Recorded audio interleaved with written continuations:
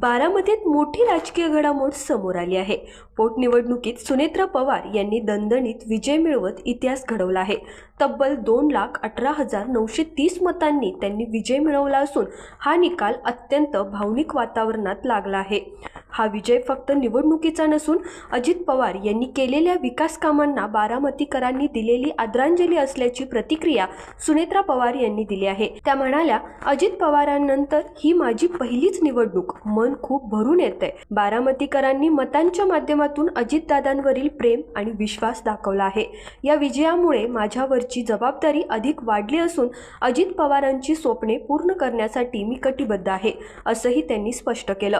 तसेच हा जल्लोषाचा क्षण नसून संयम राखण्याचं आवाहन त्यांनी कार्यकर्त्यांना केलं आहे। आता सगळ्यांचे लक्ष एकाच प्रश्नाकडे, हा विजय बारामतीच्या राजकारणात नवा अध्याय लिहिणार का? रोकठोक महाराष्ट्राला सबस्क्राईब करा आणि बेल आयकॉनवर क्लिक करायला विसरू नका।